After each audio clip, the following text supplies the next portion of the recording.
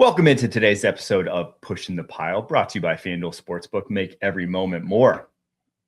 Today on the show, we're going through the wild card round, 6 games. We already previewed a little bit, but today we're just going to say the matchup we think decides the game. Like, where is the game going to ultimately be swung one way or the other? And at the end of the show, we're going to do our all-pro teams. They're all the rage this week. Everyone's dropping theirs. So we figured we'd drop ours as well. JP, how you doing today, though? I'm doing good. It's the best time of the year. We got playoff football. We got college football playoff football. We got the Final Four. It feels like everything is sort of culminating at the top, and now we're getting the best of the best. Yeah, I forget every year how awesome the first 2 weeks of the playoffs are. Like every year, I'm like, okay, NFL season's great, but as you get towards week 17, 18, as we saw, a lot of the games start to decline in quality, or they're just not as meaningful. And so you kind of have this like high from early on the season, and it's kind of falling off. And then once you get to the playoffs, it's just like wild card and divisional round weekends are just always a different animal. So very much looking forward to it. Let's get into it. Rams at Panthers, the very first one here. Obviously, the line's still Rams 10.5-point favorites. 46.5 points is the over-under. I believe the thing that's going to decide this game is going to be the Panthers wide receivers against the Rams cornerbacks. And when I say decide this game, I'm saying this has to be an absolute domination from the Panthers wide receivers for them to have a chance. I think anything other than that, and it's a Rams win. And this is the first time around. This is how they won, right? We talked about those big 4th down conversions to Jalen Coker, the 33-yarder, 43-yarder to Tedderell McMillan. And it's because I think the Panthers wide receivers kind of match up well against the Rams cornerback. You look at Emmanuel Forbes, Kobe Durant. They are 180 pounds is what they're listed at. And that might be generous for Emmanuel Forbes. He was the lightest cornerback in NFL history in the first round, right? And on the flip side, there's not a Panthers starting wide receiver that's below 210 pounds. T-Max 212, Coker's 213, Xavier Leggett's 227. This is a big ass receiving core. So I think just from that perspective, it favors the Panthers. I think they will be able to move the ball offensively. It's just, can this be a consistently dominant matchup on the Panthers side? That's the only way they have a chance, in my opinion. Yeah, it feels sort of like this has been the MO for the Panthers this season. They make every game close. They shorten games with their run game. They try to remain uber efficient in that area. And then on 3rd and 4th down, they say, screw it, T-Mac down there somewhere, or Jalen Coker's down there somewhere. It's been really fascinating to see how much Coker, since coming back into the lineup, has basically taken over the wide receiver 2 slot. I think he gets a lot of warranted trust from Bryce Young on those downfield passes. He is legitimately their second best receiver. I think he's a legitimately good receiver in the NFL. But like you said, they are big dudes. They're big physical guys. Jalen Coker is going to get involved in the run game as well. But in those moments, you could tell when they were playing the last time, like against the Rams, they had a 0.92 EPA per drop back on 3rd and 4th down. And a large part of that is because they were just beating the crap out of the Rams' smaller defensive backs in those scenarios. So I wonder, if you're the Panthers, you have nothing to lose. You are the massive underdog at home. I wonder if you start the game by taking a shot, like to really force the Rams into acknowledging or playing with that fear of they can go over the top on you early and often. Because even when they played last time, Matthew Stafford threw 3 interceptions, but they still had a 61% success rate. Like, that was one of their most successful days of offense this season, but Matthew Stafford was playing in the rain, threw a pick 6. So it's going to be really tough to slow down this Rams offense, but if they can score with them, I think the Panthers have a shot. Yeah, that's their only shot, right? This game doesn't end with a Panthers 17-14 win, right? Like, I think we all understand that if they win, it's going to be a high-scoring shootout affair, similar to what it was last time. But I don't see them able to slow down this Rams offense. The only way is just variance like they did last time. Picks, pick sixes, bounces going their way. The only way I see this staying close, because they can't get pressure on Matt Stafford, and then can't get pressure on Matt Stafford. It's just good night. I talked about Jordan Love being the best quarterback in the NFL when not pressured. Matt Stafford second. He's been just unbelievable this year when kept clean. So for all those reasons, it's a justified 10.5-point line in my opinion. Yeah, and like the thing with Matthew Stafford is you have to get pressure on him, but you can't blitz him because he's always going to beat the blitz. He's one of the best quarterbacks against the blitz in the NFL. That would mean you have to win with 4. And I don't think I trust anybody outside of Derek Brown on this Panthers defensive line to win in a 1v1 situation. This Rams offensive line very quietly has been awesome. Although I do think if Kevin Dotson doesn't play, I think that provides a little bit more like unevenness on the ground for the Rams, and maybe that's how they win this game. If Kevin Dotson doesn't play, the Panthers can really sort of take it to them in run defense, but I just worry that they're not going to be able to get a stop, and then you're forcing Bryce Young to play in a shootout, and I think I trust Matthew Stafford a little bit more than Bryce Young when it comes to not making those mistakes. You think? Yeah, I think I do too. But playoff Bryce, hey, Georgia, SEC playoff game, one of the best college football games I've ever seen from a quarterback. We'll see. We'll see what he's got in the tank. All right, Packers at Bears. Bears 1.5-point favorites on the road here. 45.5 points is the over-under. The matchup that's going to decide this is the Bears run game against Packers run game. The Packers run defense without Micah Parsons was disgustingly bad in weeks 16 and 17 before obviously they didn't play anyone in week 18. 457 yards and 5.8 yards per carry across 2 games.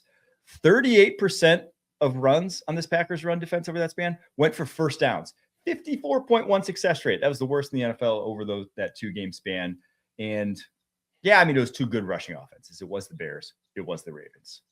Those are good rushing offense. But here, you're facing a good rushing offense again. You're facing the Bears again. They're 3rd in success rate this year. They're 6th in EPA per rush. It's going to be freaking tough. I don't know what their recourse is other than just putting a lot of dudes in the box. We've said it all year long that they got by. Micah Parsons did a lot of heavy lifting for this team. Got by a lot via scheme. Without Micah Parsons, without Devontae Wyatt, you're super light. You don't have a lot of playmakers in that front 7 outside of your linebackers. I'm just curious to see what Jeff Hafley does.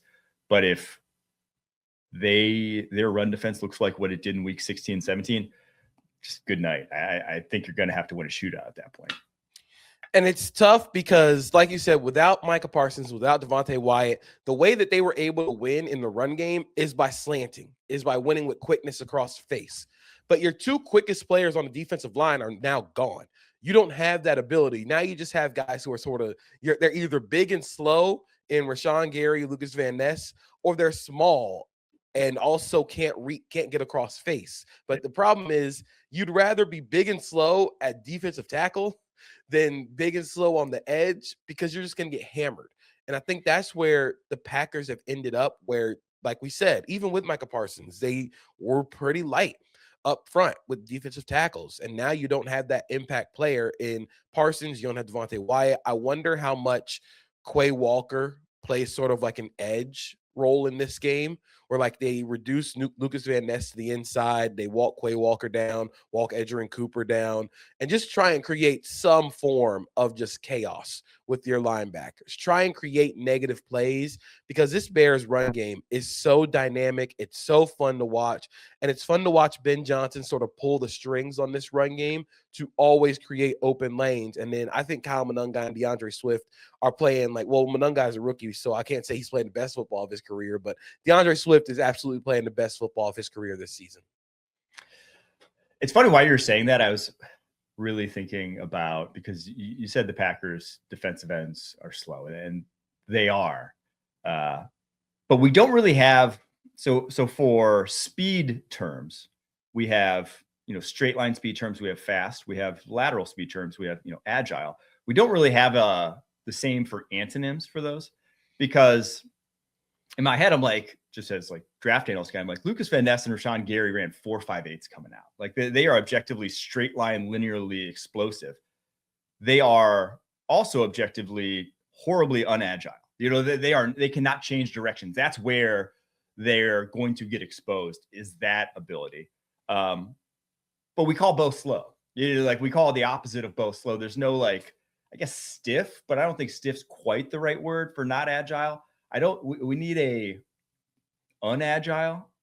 Is that the antonym for agile? We need more descriptors here on the opposite end, because we have all these superlatives we get to in the scouting community for positives for guys, but I feel like we just revert back to a lot of the same terms for the opposite end. I think for unagile, I like to say turns like the Titanic. So I think that's sort of where Van Ness and Gary, and even with Lucas Van Ness running a 4.58, his 10-yard split was also sort of just okay, and that's sort of where which is a wild. Yeah, like he really gassed out that 20, 30, 40 yards. Which is exactly where you want. It's exactly where you want a defensive end. You want a defensive end that can run 40 yards down the football field, but can't do anything in the first 5 to 10 yards. Oh yeah, if you're looking to chase down a running back 40 yards downfield, Lucas Van Ness is your guy.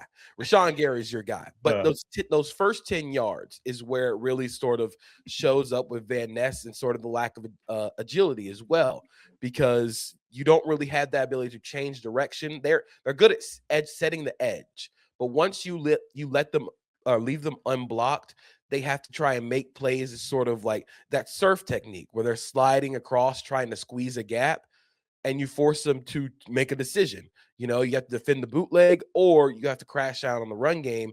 I don't think they're quick enough to make that decision. I think speed and quickness are different. So I think Van Ness, Gary are fast, but they're not quick. And that's what they miss with Micah Parsons, his quickness. So I think this could be a game where they have Quay Walker, Edgerrin Cooper be sort of de facto edges in this game, because they have to slow down the run game. They have to try and force this offense into just standard drop back scenarios. Yeah.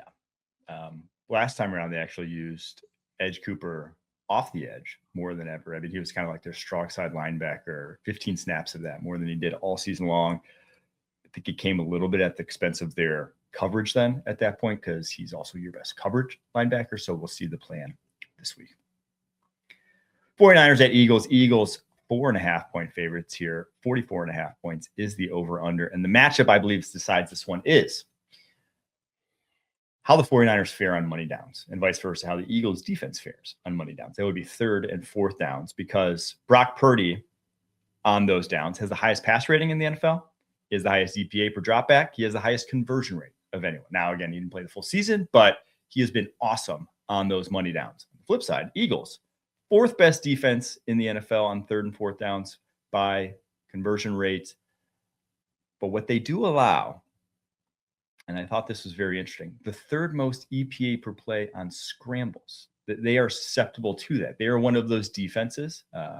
One thing you understand from watching a lot of schemes throughout the NFL is that not everyone skins the cat the same way. And some defenses really focus on keeping quarterbacks in the pocket. They really rush lane focus. They will not allow their defensive ends to inside move.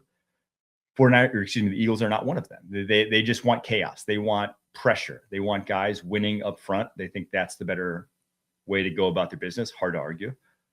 But it allows when you don't have rush line integrity, it'll allow quarterbacks outside the pocket. And so Brock Purdy, I think his legs on 3rd and 4th downs is going to be a storyline to watch in this, because the Eagles have been so susceptible in that regard.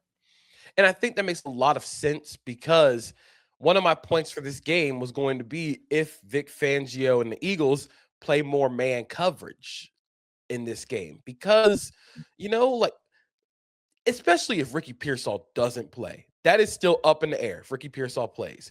If he doesn't play, the 49ers are trotting out George Kittle, Christian McCaffrey, Kendrick Bourne, Jawan Jennings, and your local LA Fitness members at receiver. Last week against the Seahawks, the 49ers could not separate against man coverage. The Seahawks were very comfortable playing man coverage against them. They had a negative 0.29 EPA per target against man coverage against the Seahawks. There was nothing downfield. Going back and watching that game, there's just nothing open. And when you have the athletes like Seattle does, and you don't have the guys who can separate outside of your running back and your tight end, it's going to be really hard to win a lot of those games. And so you wonder, like, is this going to be a game where Brock Purdy scrambles a little bit more? I think that Vic Fangio and I think that the Eagles have sort of leaned more into man coverage this year. I thought it's actually been kind of interesting how much he's sort of leaned into his man coverage and his athletes this year, because when you think of Vic Fangio, you don't really think of aggressive man coverage. Mm-hmm. You think of like, we're gonna sit in zone, we're gonna try and close down gaps, we're gonna try and force you to take checkdowns. But this year they played a whole lot more man coverage than they have in recent years. So maybe this is just if Brock Purdy scrambles beat us, okay, but we're not gonna let George Kittle and Christian McCaffrey check down us to death. It's funny when you said your local LA Fitness member.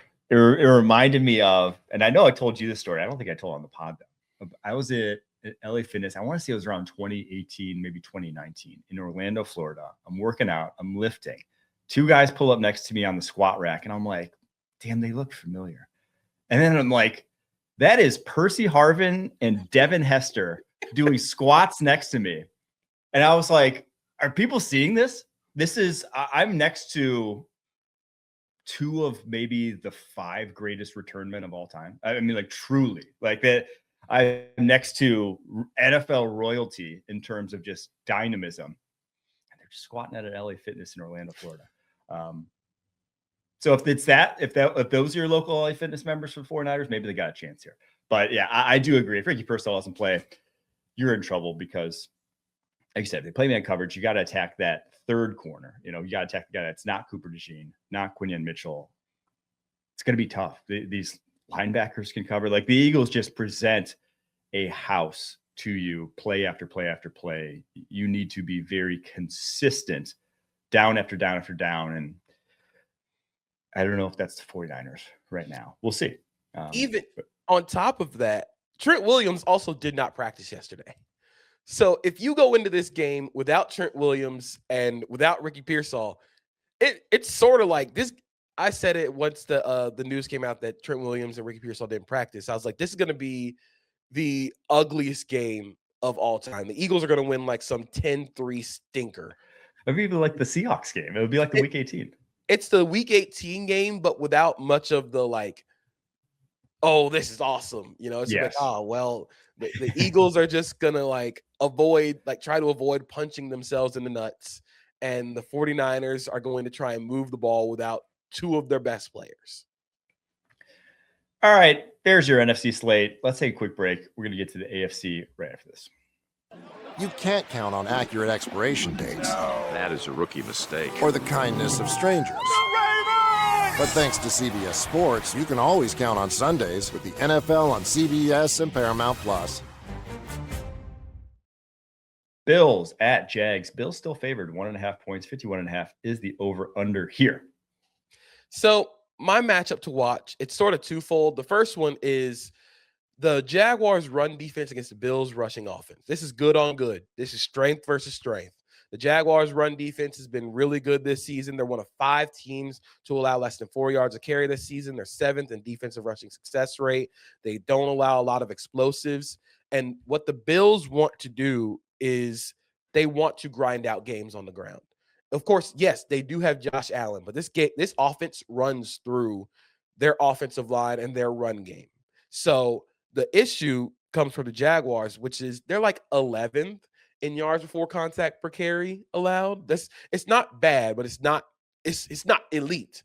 But they ask a lot of Devin Lloyd, Foye Oluokun. They ask a lot of their secondary to get involved in the run fit, and they don't miss tackles. That's also where the Bills have been very good. They make people miss. That's why, we talked about, we're gonna talk about a few stats here that'll pop up again, but the Bills are 3rd in the NFL in percentage of passing yards this season that have come after the catch. They do a lot of stuff trying to make people miss. But the Jaguars don't miss tackles. That is sort of where they are. Like, defensively, they don't miss. But that goes into the next thing of whoever controls the game flow wins this game. So the Bills are like the kings of, they want to control the game script. They want to try and they want to get a lead on you, and then they're just going to park the bus. If you're a soccer fan, parking the bus, you score a goal, and then you put all 11 guys into defense. You are not trying to score at all for the rest of the game. You're trying to prevent everybody else from scoring. And that's sort of how the Bills play football, which is they're going to get a lead on you, and then they're just going to run the game out. They're going to try and run the game out. But if they can't run the ball, and also if the Jaguars get out to a lead first, I sort of feel like if the Jaguars win the toss, they should receive to open the game, to force the issue. If you go and score early, force them to play from behind, force them to acknowledge that, look, this might have to be you got to throw it downfield to beat us type of game. But run defense versus run offense is going to be where this game is won. Yeah, we talked about it a bunch, but to put some numbers to it, the Bills, third run heaviest team in the NFL this season. Only the Seahawks run the ball more frequently that are in the playoffs this year. And then top 5 in terms of play action rate. So it's really all predicated. It's not the Josh Allen drop back passing offense of 3 or 4 years ago that we saw. It's a different animal altogether. And like you said, that's how they want to win games. They don't stray too much from that formula week in and week out. And I'm not sure it's going to work. I'm not sure against this Jags team that's the formula that's going to work. So I'm interested if they throw a counterpunch, so to speak. I wonder if they come out with a little bit different of a game plan than usual, because knowing that this is not a matchup that favors them. We talked about Jags with the number 1 rushing success rate defense, that they'll have to find plays through the air in this one if they want to win the game. I feel like I always have to mention with the Bills, their injury report this week is rough. So yesterday's practice, Terrell Bernard didn't practice. Maxwell Harrison didn't practice. Maxwell Harrison is not going to play in this game, which is massive because he is the only person that can run in that secondary. So you're immediately thinking Brian Thomas Jr. double move. Yeah.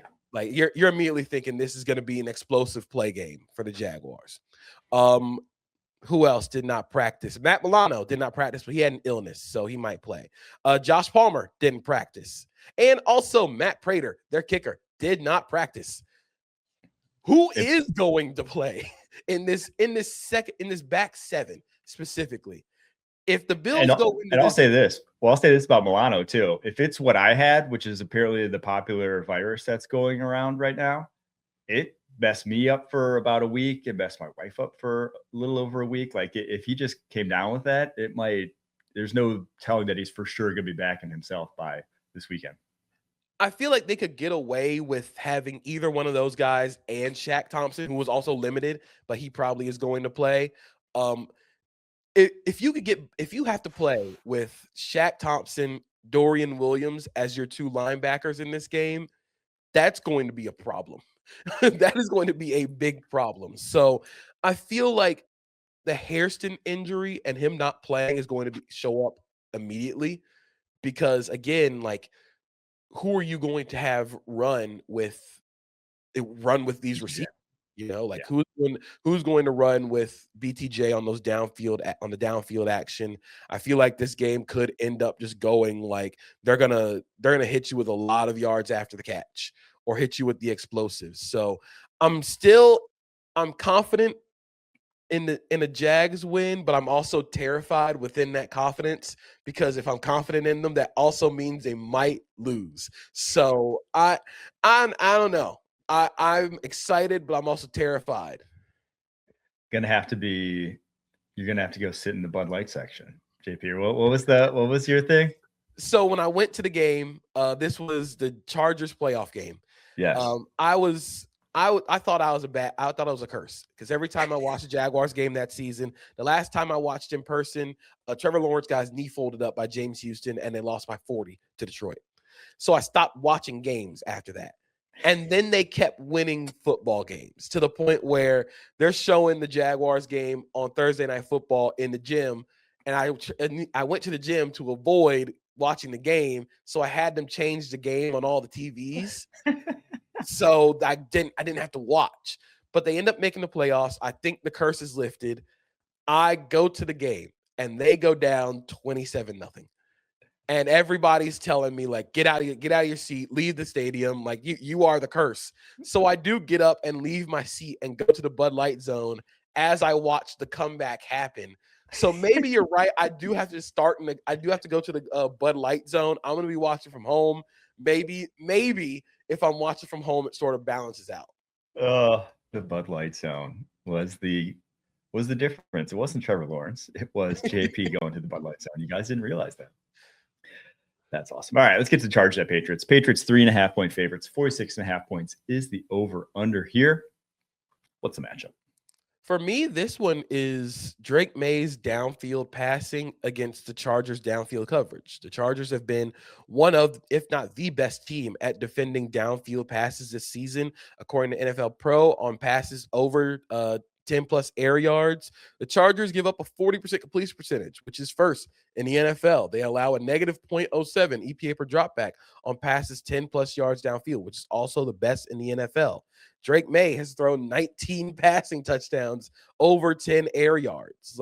This feels like this game is going to come down to if the Chargers can, one, protect Justin Herbert, but two, force Drake May, who, one, not only has been the best deep ball thrower in the NFL, but he's been the most efficient deep ball thrower in the NFL. He has a 1.31 EPA per dropback on passes of 20 air yards or more. That is by far the best mark in the NFL. In fact, the gap between him and Sam Darnold at 1 and 2 is the same as the gap between Sam Darnold and Caleb Williams at 2 and 11.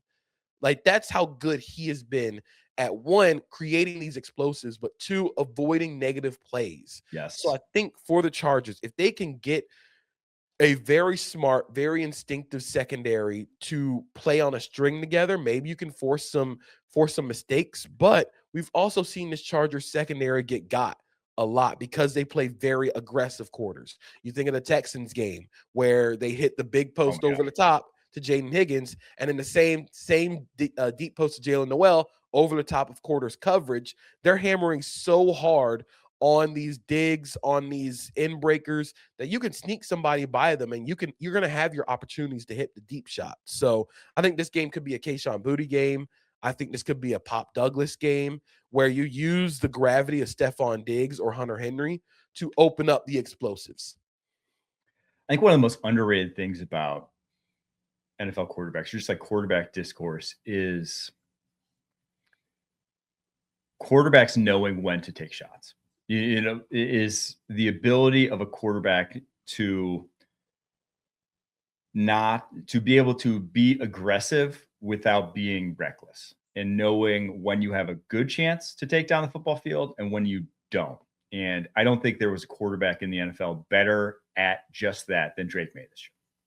At 62 deep passing attempts, he had, by PFF's charting, one turnover-worthy play. One bad decision on 62 times you went 20-plus air yards down the field. That's insane. Yeah, that is truly that. And again, like, accuracy helps, being accurate at that level of football field, because you're going to have to hit some tight windows. But it's also just indicative of how well he was. You know, a lot of times that's him buying time, being able to keep his eyes down the football field and know that this is going to come open. And again, like, you look at the Patriots wide receiving core, and it's not a receiving core that you say should be this explosive passing offense. You know, if you're just ranking it in terms of its explosiveness around the NFL, it's not top 10. It's definitely not top 5. It's definitely not top 2 in terms of where Drake May was as a passer down the football field. A lot of it's coming because May is that good. So yeah, we'll get into it when we talk about our all-pro teams later, but he's about as good as I've seen in recent memory at throwing down the football field this season of any guys had in a single season. And to flip it to the other side of the ball for this game, I don't know if you've noticed the Chargers injury report in this one, but on top of Rashawn Slater and Joe Alt being out, missing this game, Jamar Sawyer was limited in practice with an ankle injury, and Austin Deculus did not practice yesterday with an oblique injury. So The Chargers starting tackles in this game might be Trevor Penning and Bobby Hart. And the backups being local LA Fitness power lifter. Exactly. Like that is where we're at with the Chargers. Like I know, like we say, like injury regression to the mean, like you're not going to be this injured next year. This sort of feels like it happens with the Chargers all the time, where like Justin Herbert is throwing passes with like you said, local LA Fitness powerlifters at offensive line. This is going to be, again, if the Chargers win, this would be the most impressive Justin Herbert victory like of his career, given the fact that he might have like two of the worst starting tackles in the NFL in front of him at this point. This feels like a game where Milton Williams should take over. When Milton Williams is on the field and is healthy, the Patriots defense is just a different monster. In terms of pressure rate, he is third in the NFL, behind his teammate Christian Barmore and Jeffrey Simmons at defensive tackle. But he also missed a lot of games with a high ankle sprain. So if he's back healthy, this could be a game where he just wrecks havoc. Yeah, I like the Patriots. Yeah. Those guys can. All right, Texans at Steelers. Texans 3-point favorites here on the road. 39.5 points is the over-under. What's the matchup? So remember how I said the Bills are third in the NFL in percentage of their passing yards that come after the catch? The Steelers are the only team in the NFL over 50% of their passing yards come after the catch. That is absurd. And at one point in the season, I believe through week 13, they were close to 60% of their passing yards coming after the catch. This is what the Steelers are offensively. They are fine throwing checkdowns, throwing swing passes, just getting the ball out of Aaron Rodgers' hands quickly to Jaylen Warren, Kenneth Gainwell, occasionally Jonnu Smith if they're on the same page. But they have to make guys miss in order for this offense to work. They run the ball effectively and they make guys miss. The problem is the Texans don't miss tackles, and they have improved so much in the run game with the addition of Tommy Togiai, with the addition of Mario Edwards Jr., who was, I think he's on IR, but Tim Settle as well. Like you have all these guys who can really help shore up the run defense, and that forces you into playing third and long against this team. And if you're in third and long against this team, good luck, because we have seen Aaron Rodgers be afraid of contact from defensive linemen to the point where the ball is just getting out in 1 second, or he's not creating outside the pocket like he was 10 years ago, which is fine because that's not supposed to happen when you're 42 years old. But if he's not going to be able to create off schedule against this defense that's going to force him to live in a world that he doesn't want to live in, I just don't really see a lot of avenues for the Steelers being successful offensively. Yeah, I think this could, the way that Aaron Rodgers and his offense has kind of tracked from his last years in Green Bay to what he did with the Jets, and now here are the Steelers, like it all looks the same. It's just, it's so aesthetically unappealing. All the slant flat, all the stupid hot now routes he throws on the edge. It's just like, and then just go balls on the outside, which is super low percentage, but he's a great go ball thrower, so he throws a ton of them. It's just, I hate watching the Aaron Rodgers offense and what it's, again, devolved into at his old age. I think this could end up being like the ugliest version of it, though, because it's a defense that is so uniquely good at like shutting those things down, right? Like that's not what you want to be doing against this Texas defense. So I think it's going to be very ugly. And yeah, I'm not excited to watch this game. This is the least excited of any of the games this weekend that I'm excited that I want to watch. I'm excited to watch these two defenses sort of beat up on the punching bag. Mm-hmm. I mean, the Texans offense, I've said they've improved and sort of found their identity through this point in the season, but their identity is also Nico Collins, CJ Stroud, deep ball. CJ Stroud, Jaden Higgins, deep ball. They want to take shots and create explosive plays off of heavy play action, off of like heavy run fakes, max protect, and throw the ball downfield. Because if they're in standard drop back situations, you can't trust that offensive line. The problem is the Steelers defense has gotten really good at sort of like keeping a lid on stuff, especially with Jalen Ramsey at safety. Their defensive line has been so much better since the beginning part of the season. Derek Harmon has been a monster in the run game. Keanu Benton has felt like he's played, a lot better. And Cam Hayward is an ageless wonder. But if the Texans cannot create those explosives, if they can't hit you with the 20-plus yard plays, I really struggle to figure out how they're going to move the football without CJ Stroud getting killed back there. It will be low scoring. I feel confident saying that. I don't think this one turns into the shootout we're talking about with Panthers Steelers. I want to touch on just Tommy Togiai for real quick because he was one of those guys. I was super high on him in the draft. And again, I just looked, he was 83rd on my draft board coming out. He fell to day 3. I think he was picked 133. I just looked. And one of those guys where, when you're high on a guy, you kind of track their career in the NFL. When you're higher than like other people and they go later than where you thought, you're like, okay, I gotta see this guy. First 2 years, he was so bad in Cleveland. I was like, well, chalk it up. Sometimes you take an L when you're high on a guy. Year 4 now of his career, he is legitimately an impact player for this Texans defense. So never wrong, just early. It's early. You gotta hold the line. I'm wrong a lot, but never wrong, just early. All right. Those are your playoff games this weekend, the matchups to watch that we think will decide them. We're going to take a break after that. We're going to get to our all-pro teams. We each got ours. We're going to go back and forth, discuss right after this. When you need your sports news all the time, we've got breaking news to bring to you. CBS Sports HQ gives you a snapshot of all the sports that matter to you. When you need your sports in a snap, find it on CBS Sports HQ, streaming free anywhere you are. All right, let's start at QB, which has been very hotly debated, but we both agree here.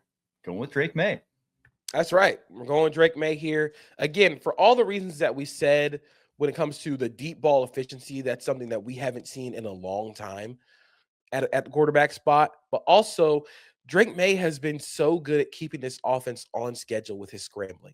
Like, he not only is their explosive, he is also their success rate. He is also their ability to keep moving the ball because he doesn't – it's not that he doesn't allow plays to die, but he's such a good scrambler, such a timely scrambler that he sort of entered that realm of quarterback where, like, if you were playing him in Madden, you would rage quit because it's like 3rd and 8 and you think you got him and he scrambles for 9 yards. Or it's 3rd and 12 and he throws a dig for 14 yards. And it's just like, what do we even do? And the fact that he's gotten this good this quickly, you sort of saw flashes of it last year. And you could believe, I believed. Of course, I was super high on Drake May. I had him QB1A in that draft class.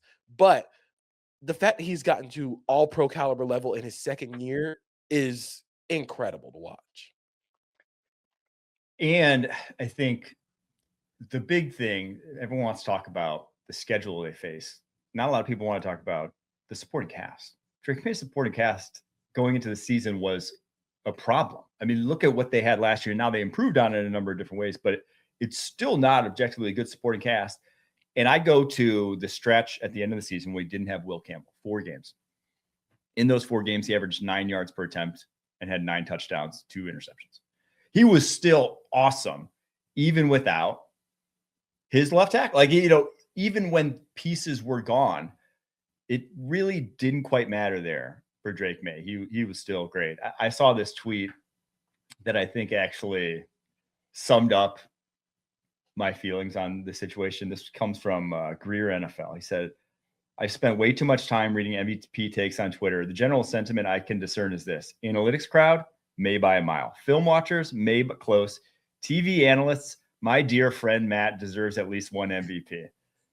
Which is just like how I feel like people are just want to give it to Stafford for the fact that he's been so good for so long and has never won an MVP, right? And that, he's a likable guy. And again, a lot of people are friends with him in the TV world. But Drake May was just better this year. He just it was more impressive what he did, in my opinion, than what Stafford did. Stafford set the record for 1-yard touchdown passes, which is like the one thing that Stafford has on May in this is the touchdown passes. And a lot of them were, very easy in retrospect. So yeah, I'm going Drake May. I will say for the Stafford 1-yard touchdown route, some of those are cool as hell. Like the fade routes to Devontae, the slant routes, they're all like incredibly well placed passes. It's not like it's like a layup. But I do agree. I think May's ability to scramble and his ability to keep the offense on the field, that is something that I think, again, like you said, like, of course we can do like the whole supporting casting. I don't like if he was off the team, then where would this team be like argument? But the Patriots went into the season with a over 30-year-old wide receiver one, Stephon Diggs, who was for a large part, like everybody sort of felt like this wouldn't work out with Stephon Diggs because he was 30 plus years old, coming off a torn ACL. Matt Collins as your wide receiver two. Kayshon Boutte, who was a 6th-round pick, who was almost out of the league at one point. And then two pretty good, I would say, like they're like the 15th and 16th best tight ends in the NFL when it comes to Austin Hooper and Hunter Henry. Like this wasn't supposed to happen right now. But the fact that May has helped them get to the number 2 seed and a really good shot at making the Super Bowl, I think that's the MVP caliber season. I agree. Let's get to running back, where we both agree again. Not really a debate here. It's Bijan Robinson. The coolest player in the NFL.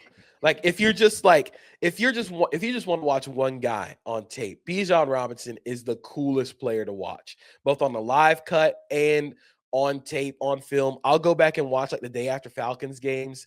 You'll see like Coach Dan Casey on Twitter.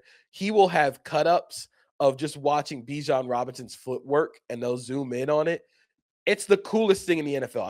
I think Bijan Robinson might be the closest thing we have to like Allen Iverson in the NFL, where just like he's like an and one mixtape at running back. And the things that he does, not only like creating explosives, but again, he turns negative plays into positives. I can't tell you how many times Bijan Robinson has been hit in the backfield and he's turned it into a 4-yard gain. Like it's just special. And we've had a really special season for running backs this year. Jonathan Taylor, James Cook, Christian McCaffrey, obviously, but there is a really strong case. And I sort of believe that Bijan Robinson is the best running back in the league.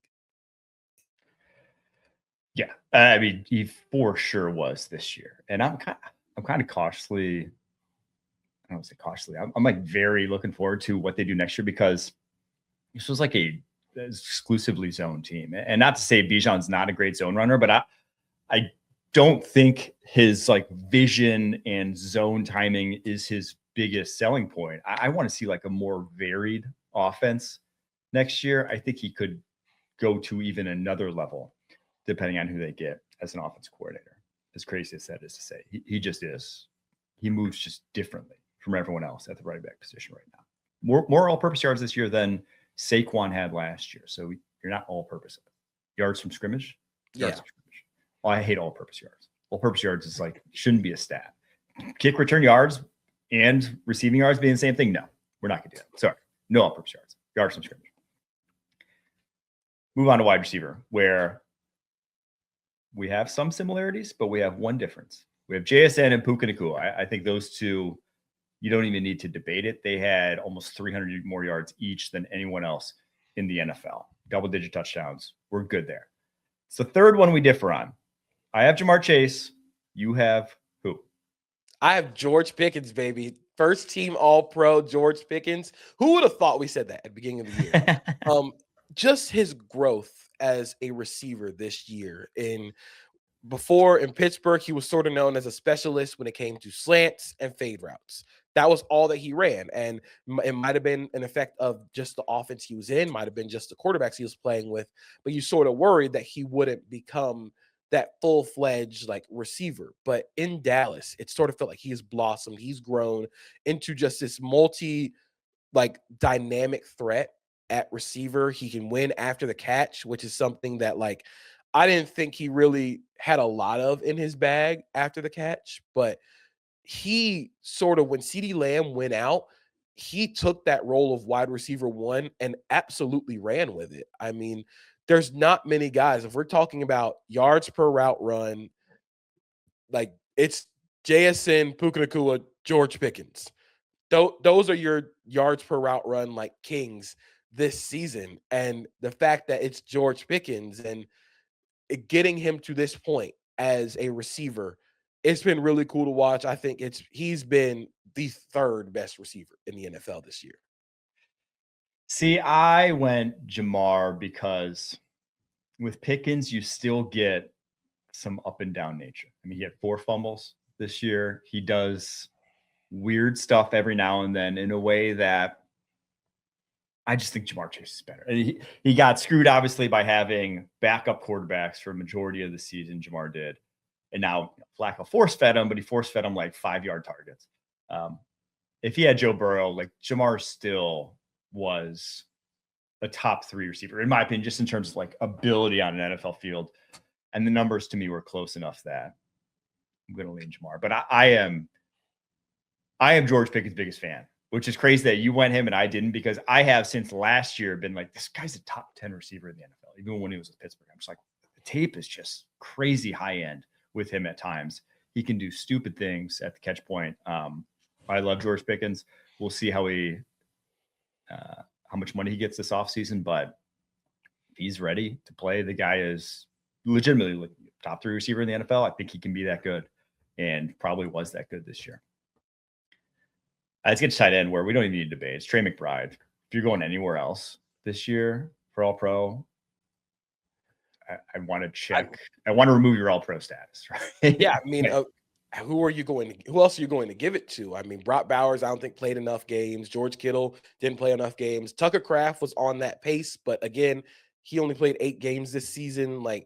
And then outside of that, are you giving it to one of the rookies? And I don't know if you give first team All Pro to any of the rookie tight ends this year. Trey McBride has been incredible in terms of just setting the single season reception record for tight ends, and knowing that he is constantly going to get double teamed and still creating. That's what you can tell when you can tell you have a great receiver or receiving target on your hands. He won the tight end triple crown. Win the triple crown, unless someone's like an ungodly run blocker. Like if you want to put Darnell Washington as your All Pro, that's the only other guy you could even consider. I would vote for Darnell Washington for like the all JP team. Just like guys who are cool as hell to watch.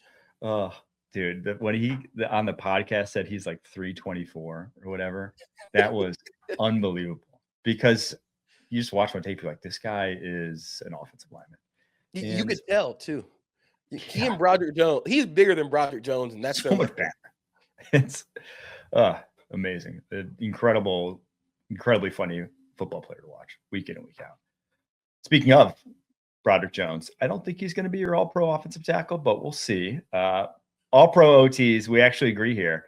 Again, Garrett Bowles, Penei Sewell. Yeah, I mean, at left tackle, it was really tight this year between Garrett Bowles, Tristan Wirfs. I think Trent Williams has a really good case this year at being an All-Pro left tackle. But what Garrett Bowles has meant to this Broncos team in terms of, I know, we don't give it out. We give it out for on-field play, and this has been the best season of Garrett Bowles' career at 33 years old. But he has been through a lot with this Broncos team. He was one of their first draft picks of this new era for the Broncos. He's seen multiple coaches, multiple quarterbacks. And now that the Broncos are successful, I'm glad that he's getting the recognition that he deserves, because he's been really good for the last 2-3 years now. Yeah, right tackle was literally no debate. Penei Sewell, what he's doing as a run blocker is just stupid stuff right now. It's like a video game character. Dude, I mean, he's still getting better. 25 years old. The guy is improving still, and is already at a level that, I think we've only seen from Trent Williams in recent years. So scary to think what he becomes. But left tackle, yeah, I just think Garrett Bowles just so reliable this year in pass pro. I think that's the biggest. He was an all-around very good offensive tackle. I don't think he was special historically or anything. I think Trent Williams' highs are probably higher, but I think he was just very consistent this year. So he gets the nod. All right, guards. We have a difference yet again. I have Quentin Nelson, Quinn Miners. You have Joe Tooney and Quinn Miners. Yeah, I went with Tooney instead of Quentin Nelson because, again, the Bears finished as a top 5 team in rushing success rate, rushing EPA per play. And for what Tooney has meant to this Bears team in terms of giving Caleb Williams a solid foundation of pass protection, I think getting some adults in the room on that offensive line has helped them out a lot. But having Joe Tooney at your left guard, it feels like it's like a mute button. Kyle likes to talk about like mute buttons on the offensive line. Joe Tooney is a mute button. You never have to worry about him. He's reliable. And the fact that he has helped take the Bears from one of the worst rushing teams of the season last year to one of the best, I think he gets the nod over Nelson for me. It is insane how his career has going from New England to going to KC kind of right as New England falls off. And then KC to Chicago, right as KC falls off. And every single year, I think he's never not won a division title in his career now. That's which is unbelievable. So, yeah, it's hard to argue there with the results of Joe Tooney and I guess the lack of results of the place he left. I'm just going to be a homer, though, and go Quentin Nelson. Let's go. Go Irish. All right, center position. We differ here. I went Creed Humphrey, Chief center. You went who? Aaron Brewer, Dolphins center. For my money, Aaron Brewer is the protector of the year.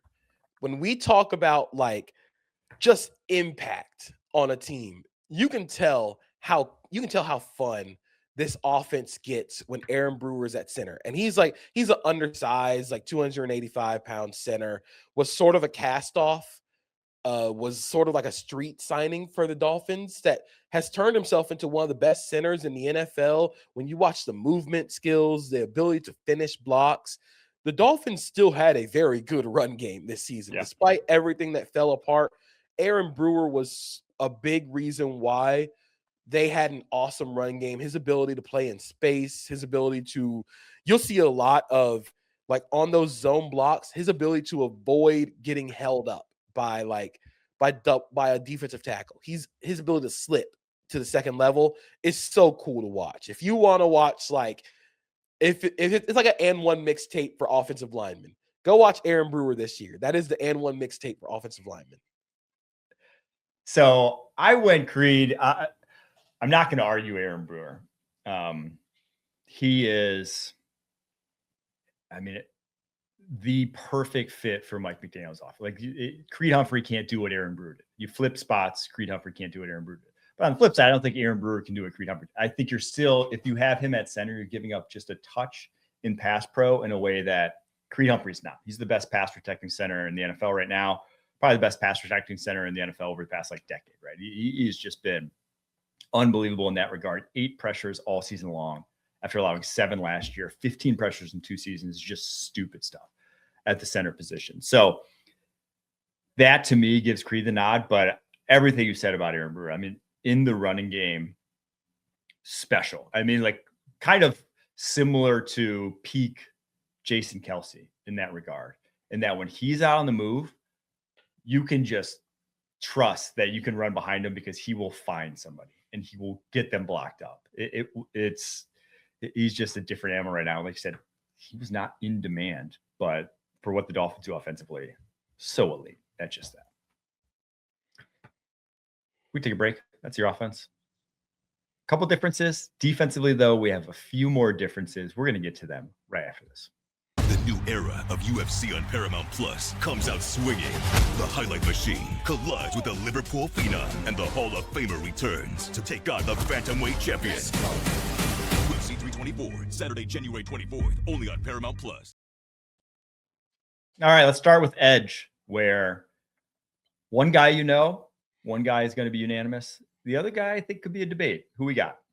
So, All-Pro Edge, obviously, Myles Garrett. I think if you don't have Myles Garrett on your All-Pro defense, another something is wrong with you. Something is very wrong. But my second All-Pro Edge is Will Anderson Jr. I think that his impact on arguably the best defense in the NFL cannot be understated. He's such a forceful run defender, forceful pass rusher. And I think that being the being the tone setter of that team. Like, he is someone who sets the pace for that Texans defense. And I would argue that he might be their best defensive player, which is really crazy to say because Derek Stingley Jr. also might be one of the best corners in the NFL, is one of the best corners in the NFL. So having Will Anderson Jr., you got to, because his ability to impact the run and the pass this season for a Texans team that wasn't exactly like lighting teams up scoreboard wise is so helpful and so impactful. See, I went Myles Garrett, and call me a homer if you want, but I want Micah Parsons. I just think on a play-for-play basis, Micah Parsons was the second most impactful guy. Now, he didn't play, and for missing the last 3 games, he actually still played more snaps than Will Anderson Jr., who would have been my third. I think Aiden Hutchinson is in that argument too. He had 100 pressures this season to lead the NFL. You know, when guys don't come off the football field, I give some deference to that. Aiden Hutchinson played over 1,000 snaps this year. So that's, compared to Will Anderson, that's over 300 more snaps where he can make an impact that Will Anderson didn't. Not to say that that's always an apples to apples, but like, I do think for all pro voting, that should matter. But to me, no one was just as unblockable as Micah Parsons was when he was out there on the football field. After Myles Garrett. We're just taking Myles Garrett out of this conversation. Yeah. He's in his own planet, right? So after that, it was just Parsons was, to me, the more impactful, but we are splitting hairs. Will Anderson was unbelievable. Yeah, and if we had like second team all pro votes, Micah Parsons would be one of my second team edges. I'd also have Nick Bonito as my second team edge. So I just think that his forceful impact of like quick pressures. Yeah. That's not only like getting pressure, but immediately affecting the quarterback. I think that's one of the big reasons why he should be an all-pro this year, even despite missing the rest of the season. All right, let's get to DT, where similar situation. We have one that's obvious. If this guy doesn't get all-pro, we riot. One that's obvious, one that's very much up for debate. Who are they? The obvious one is Jeffrey Simmons for the Tennessee Titans. Again, you have 11.5 sacks for the Titans at defensive tackle. You are doing like, this is like the trials of Hercules, you know, like this is not something that's like easy work to do. Jeffrey Simmons was overwhelming guys with power this season. And from a person who's a fan of a team that had to play him twice, it's not fun. Not great at all. My second first team all-pro defensive tackle is Leonard Williams. And I struggled with this one a lot because I said before, this is the best year of defensive tackle play I think I've ever seen, like in the NFL outside of like peak Aaron Donald years, because the depth is so good at the defensive tackle spot. Like, we're considering there's 7 defensive tackles for 4 all-pro spots, and they don't include Dexter Lawrence or Chris Jones. Like, that's how good it's been this season. Cam Hayward has been incredible at 36. Zach Allen has been sort of the fulcrum of that Broncos defense. Kobe Turner's been incredible. Byron Murphy from Seattle. You can even argue for Jalen Redmond in Minnesota for just sort of every time a big play needs to be made for the Vikings, Jalen Redmond is there. But I'm going with Leonard Williams because the Seahawks defense being by far and away one of the best run defense teams in the NFL, despite playing a light box, that's defensive tackle play. Like, I know we want to talk about scheme and talk about how Mike Macdonald like can outsmart every offensive coordinator, which he can, but that scheme is amplified by Byron Murphy and Leonard Williams doing the most like sacrificial work in the NFL of being like an effective stunter, looper, crashing into guys in the run game. It's a thankless job, but I'm thanking him for it. I went back. This was the hardest one for me, the second DT, because as you said, there were so many guys who were playing well. I even wanted to just give Cowboys Quinnen Williams. I think like Cowboys version of Quinnen Williams was actually the second best DT in the NFL this season. It's just Jets version of Quinnen Williams. He probably didn't give a shit, so as much of a shit. So argue Derek Brown too. Yes, Derek Brown, but I went Cam Hayward. To me, some of it just like giving him a little deference that he's 37 years old doing what he's doing. But also just 9th in pressures this season with 50, 1st in snaps with 822 at his age. and he had 78 tackles this year. Devin Lloyd, who, spoiler alert, is going to be one of our all-pro linebackers. Devin Lloyd had 81. So a defensive tackle having almost as many tackles as an all-pro linebacker. And I know tackles aren't the greatest stat, but I think for a first-level defender, they're a pretty darn good stat in terms of your impact. It's if you're making tackles, even if it's 4 or 5 yards down the field, oftentimes that's still you making a play. To have 78 tackles at DT, that gives Cam Hayward the nod for me. But again, so many guys in the mix, and it's Leonard Williams, I'm not going to argue with. Byron Murphy, I wouldn't even argue with his teammate there. It's crazy how many guys are in that mix this year. It's so fun watching this year's defensive tackle group. It's really cool to see how far all these guys have come. They're different stories. Leonard Williams was a trade. He was traded to Seattle and is 31 years old and is putting together consecutive Pro Bowl / All-Pro seasons. Like you said, Cam Hayward at 37 doing what he's doing is incredible. Derek Brown doing what he's doing for quite possibly if Derek Brown is not on that team, we saw what happened last year. They were one of the worst run defenses in the NFL without Derek Brown. So seeing all this great defensive tackle play is really cool to watch, but it makes it so difficult to choose 4 guys out of 8. All right, let's get to linebacker, where we have one guy that we agree on, one guy we don't. Who we got? So at linebacker, the one guy we agree on is Jack Campbell from the Detroit Lions. I don't think it gets talked about a lot because, again, the Lions offense, Aiden Hutchinson get a lot of the attention. Jack Campbell has been an all-pro for the last 2 years now. That's how good he has been over the last couple of years. He glues everything together for that defense. He doesn't miss time. He's just a super impressive guy to watch. My other all-pro linebacker, I'm going to be a homer. Don't care. It's Devin Lloyd. I mean, and you have 5 interceptions as a linebacker. You also have forced fumbles. I think he's one of 2 players this season to have 5+ interceptions and a sack. When you talk about impact on the field, Devin Lloyd's impact on the field for the Jaguars is so clear to watch. He's a force in the run game, and his instincts as a pass defender have gotten so good this year. And he's just always around the ball making plays. So when production's like that, I really can't argue against you being a first-team All-Pro. Devin Lloyd led all linebackers in interceptions, 3rd in pressures. That's a good combo. That's the kind of combo you want at the linebacker position. Hard to argue with that. I went Zach Bond just because Zach Bond still he just doesn't miss tackles. Seems like game after game, incredibly steady, and on 63 targets this year, allowed 290 yards. It's less than 5 yards per target, 2 picks, 5 pass breakups. I mean, the fact that this guy was an edge and is now maybe the best cover linebacker, just in terms of consistency after Fred Warner in the NFL, is crazy to me, but I wouldn't argue with Devin Lloyd either. Devin Lloyd had a hell of a season. So let's get to corner, where I love that they've gone from 2 linebackers from 3 linebackers to 2 and now 3 corners, because that is indicative of where the NFL game's gone.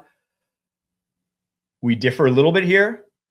I have 2 guys from the same secondary. You have 3 guys from 3 different secondaries. I think we know which secondaries they're from, though. They're the 3 best defenses in the NFL. So unanimously, we chose Derek Stingley Jr. Just a monster season from Derek Stingley Jr. Just incredible. It's crazy to say because Kamari Lassiter has been also incredible this season, and he's the 2nd best corner on his own team. That's how great Derek Stingley Jr. has been this season. I went with Pat Surtain II for my 2nd corner because, again, when you shut down one side of the field completely, when your teammate is one of the most targeted players in the NFL, because teams just don't want to throw at you, I think their ability to it makes it so easy to call a defense when you only have to worry about one half of the field. And the Broncos being able to just worry about one half of the field with, like Kyle says, mute buttons. An offensive lineman, Pat Surtain's a mute button. Like you're not doing anything over there. And then my third corner, which is be sort of like a nickel, I have Devin Witherspoon. That's just havoc. Like he creates so much havoc for that team, and his ability to just like be a force in the run and passing game. You can move him inside and out. Like that ability to be positionally versatile and have two guys who can play nickel effectively. It helps unlock that defense a lot. So I went with those guys, but both of your other two are ones that I would have on like my second team. Okay. It pained me to leave Devin Witherspoon off because I remember watching his tapes last year in Illinois. It was truly I think it was maybe the best tape I've seen from a college corner, just in terms of like performance, how well he played his last year in Illinois, which is crazy because he was not really even considered much of a prospect in the years prior to that. And obviously I wouldn't put him as good of a prospect as, guys like Derek Stingley, guys like Pat Surtain, because he's not the traits. He's not that kind of guy. He's 180 pounds coming out of Illinois. But the way he plays the game of football is as good, if not better than anything. Like he plays football so exceptionally well.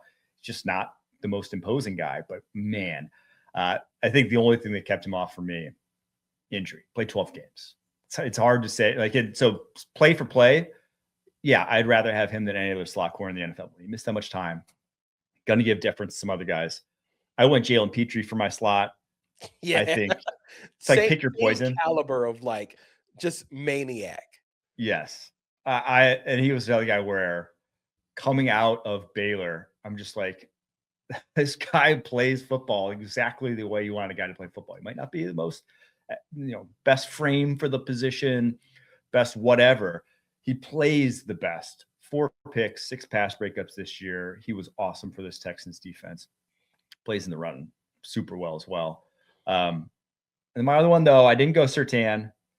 He would be second team All-Pro. I went Quinyon Mitchell. He allowed the lowest completion percentage of anyone in the NFL this season, 43.9%. Didn't allow a single touchdown all season long. I think he is the best corner affecting the catch point in the NFL nowadays.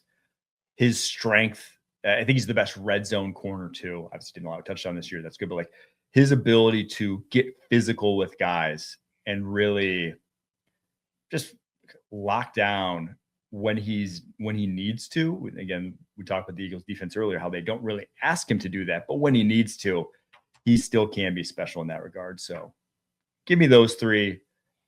It's tight though. Another one where I'm tough hard. Leaving Quinyon Mitchell off. Quinyon Mitchell, Christian Gonzalez, I think has also had a really good year for New England. Again, going to be a little bit of a homer. Jordan Lewis at nickel also would be like a third team, like all pro. But it's been such a good year for defense. Like that's really been what stood out this year. Like defense is so tough to pick this year. Speaking of, safety was difficult to pick as well. We agree on one, disagree on the other. Who we got? So our agreement is Kyle Hamilton. That again, if you don't have Kyle Hamilton as your first team All-Pro, I sort of am like, what are we doing here? The dude got moved to safety, moved to linebacker, moved to slot, and was impactful at every single spot that he played in. I went with Talanoa Hufanga as my second All-Pro safety. If you could tell a theme, I'm ready to like hit some shit. I'm ready to go like bump somebody. And Hufanga, he added a different level of speed to this Broncos team that I think they missed last year on defense. Their overall team speed has gotten so much better because Hufanga plays with such a quick trigger, and he's impacting the ball, not only in the run game. I think he impacts the passing game by hammering hard on those dig routes, and it just helps complete the secondary a lot. And it was really tough leaving off a couple of guys. Xavier McKinney, I thought Kalen Bullock has been an All-Pro caliber guy this year, but Hufanga and Kyle Hamilton were they were my picks for first team All-Pro. Yeah, I think Brian Branch, if we're just outside of Kyle Hamilton, if he were fully healthy all season long, I think he's the second best safety in the NFL. I just think he is awesome all-around football player. But I went Derwin James. I think Derwin and what he's done, and now I picked 2 guys who are like linebackers, to play safety. So we'll see how it works out in terms of my coverage. every guy's playing within 8 yards of the line of scrimmage, but I got good enough corners. I don't think it's going to matter. I'll say your pass rush, they might have to get the ball out quick. Yeah, exactly. So they can't even go deep on us. But to me, Derwin, I just loved him as football. I've loved him as a football player ever since his freshman year at Florida State when he threw a Florida right tackle to the side. It's just a different cat. And give me those guys who are the true Swiss Army knives defensively. That's what I think modern defenses. That's how you take back the advantages. Guys like Derwin James, guys like Kyle Hamilton. That lets you do so much as a defense coordinator. So just air to Derwin James. But Talanoa Hufanga, man, he looks, his former All-Pro looks like he's playing even better than that season with the 49ers. So I would argue for Derwin James, I would have him as maybe my second or third team All-Pros nickel. Because he just plays a lot closer to the line of scrimmage. Like, he is a safety in name only. Because they have like Elijah Molden, Tony Jefferson at deep safety, he's more of a nickel. So I would honestly, I think I'd put him over Petre from like my second team All-Pro like nickel. But like you said, the impact of Derwin James on the field, he's one of the most effective blitzers in the NFL, regardless of position. Like, there's a rep, it was early in the season against the Raiders, where he picks up the Raiders right tackle and like lifts him off the ground on like a pick stunt, and Khalil Mack comes in behind him and like crushes Ashton Junty. And it's like, I'm sorry, man. I love Ashton Junty. Welcome to the NFL. Go try and block Khalil Mack. But having a DB that can do that is so impactful. Like you said, in a modern defense, you need guys who can wear the hats that Derwin James does.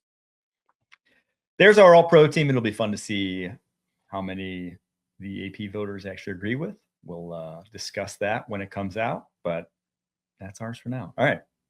That's the end of the show. We'll be back on Sunday night, breaking down all of the wild card weekend. Until then, keep pushing.